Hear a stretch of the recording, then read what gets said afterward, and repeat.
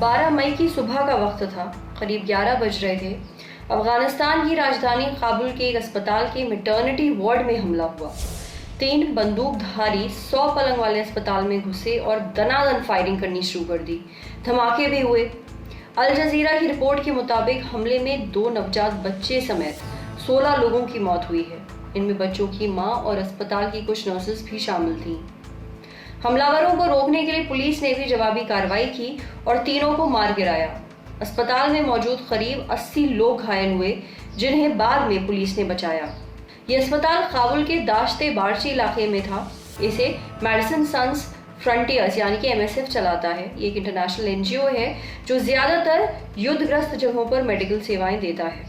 इस हमले के अलावा इसी दिन एक और हमला हुआ। अफगानिस्तान में ही काबुल से करीब 200 किलोमीटर दूर एक प्रांत है नंगरहार, और यहाँ एक व्यक्ति के अंतिम संस्कार के दौरान बम ब्लास्ट हुआ। एक सुसाइड बॉम्बर ने भीड़ के बीच विस्फोट किया और करीब 24 लोगों की मौत हो गई। यानी 12 मई को अफगानिस्तान में 2 बड़े हमले हुए, जिनमें करीब 40 लोगों की मौत हुई और 80 से ज्यादा घायल हुए। धमाके की कुछ ऐसी तस्वीरें भी सामने आई हैं जो बेहद दर्दनाक हैं। अब किसने जिम्मेदारी ली है इन हमलों की? BBC की रिपोर्ट के मुताबिक इस्लामिक स्टेट ने नंगरहार हमले की जिम्मेदारी ली है। तालिबान ने दोनों में से किसी भी हमले की जिम्मेदारी नहीं ली है, लेकिन अफगान सरकार ने कड़ा रुख अपना लिया है। अफगानिस्तान के राष्ट्रपति अशरफ गनी ने अपनी सेना को तालिबान और बाकी आतंकी ग्रुप्स के खिलाफ आक्रामक होने का आदेश दिया है। रॉयटर्स के मुताबिक गनी ने कहा कि सार्वजनिक जगहों पर लोगों को सुरक्षा देने और तालिबान समेत बाकी आतंकी समूहों की धमकियों से उन्हें बचाने के लिए मैं अफगान की सिक्योरिटी फोर्सेस को आदेश देता हूं कि बचाव वाले मोड से अब वो आक्रामक मोड पर आ जाएं और दुश्मनों के खिलाफ अपने ऑपरेशंस शुरू कर दें। CNN के मुताबिक गनी ने कहा कि अस्पताल और नंगरहार में हुए हमले की मैं निंदा करता हूं। तालिबान से हमने कई बार सीज फायर का आग्रह किया, लेकिन उसने इन सब को खारिज कर दिया।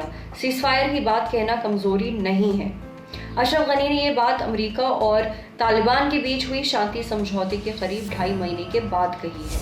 आखिर शांति समझौते का हो क्या रहा है? 29 फरवरी को अमेरिका और तालिबान के बीच शांति समझौता हुआ था। इसे पूरा करने से पहले अमेरिका ने एक शर्त रखी थी, ये कि अगर तालिबान समझौता चाहता है तो उसे हिंसा कम करने के प्रति गंभीरता दिखानी होगी। 1 हफ्ते का टाइम फ्रेम तय हुआ था। ये हफ्ता 21 फरवरी से शुरू हुआ था। 1 हफ्ते तक तालिबान ने कोई भी हमला नहीं किया तो फिर समझौता हो गया। अब पीस एग्रीमेंट में ये 4 बातें तय हुई थी। पहली चीज, अमेरिका और इसके सहयोगियों के विरुद्ध किसी शख्स या संगठन द्वारा अफगानिस्तान की जमीन के इस्तेमाल पर रोक। दूसरी चीज, 14 महीने के अंदर सभी अमेरिकी नेटो समेत फौजों के अफगानिस्तान से बाहर निकलने पर सहमति। तीसरी बात, अफगानिस्तान के भविष्य को लेकर अफगान सरकार और तालिबान के बीच बातचीत। और चौथी चीज, स्थायी सीज फायर। लेकिन एक शर्त पर पेंच फंस गया अफगान सरकार और तालिबान के बीच बातचीत पर। दरअसल अफगान सरकार की कैद में तालिबान के करीब 15,000 लड़ाके हैं। शांति समझौते के मुताबिक इनमें से 5,000 को 10 मार्च तक रिहा करने की बात कही गई थी और 80 दिन से तालिबान और अफगान सरकार के बीच बातचीत शुरू होनी थी। मतलब ये वार्ता शुरू होने की शर्त थी, लेकिन 1 मार्च को अशरफ गनी ने इस शर्त को मानने से इनकार कर दिया। कहा कि तालिबानी कैदियों की रिहाई को लेकर उनका कोई भी कमिटमेंट नहीं था। इनके इनकार के अगले ही दिन यानी 2 मार्च को पूर्वी अफगानिस्तान में एक हमला हो गया, एक फुटबॉल मैच पर। उस वक्त तालिबान के प्रवक्ता जबीहुल्लाह मुजाहिद ने मीडिया को बताया कि हिंसा में कमी लाने के लिए तय किया गया समय अब खत्म हो गया है। अब हमारी गतिविधियां पहले की तरह जारी रहेंगी। अमेरिका तालिबान समझौते के तहत हमारे मुजाहिदीन विदेशी सैनिकों पर हमला नहीं करेंगे, मगर अफगान सरकार पर हमारा हमला जारी रहेगा। फिर अफगान सरकार ने कई बार तालिबान से सीज फायर मानने की अपील की, लेकिन तालिबान ने नहीं माना। फिर कोरोना वायरस के मामले आने लगे तो सरकार इसमें बिजी हो गई। ना लड़ाके रिहा किए गए और ना ही अफगान सरकार और तालिबान के बीच कोई भी बातचीत हुई। और अब अफगान सरकार ने अपनी सेना को फिर आक्रामक होने का आदेश दे दिया है। नमस्कार, आदाब, मेरा नाम है सरवत। आप देख रहे हैं दी ललन टॉप। ये स्टोरी हमारे लिए हमारी साथी लालिमा ने लिखी है। ये वीडियो फेसबुक पे देख रहे हैं तो हमारे फेसबुक पेज को लाइक करिए।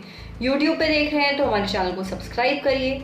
बेल आइकन पर जरूर क्लिक कर दीजिए ताकि जब भी हम कोई नया वीडियो अपलोड करें तो उसका नोटिफिकेशन आप तक सबसे पहले पहुंचे। Thank you.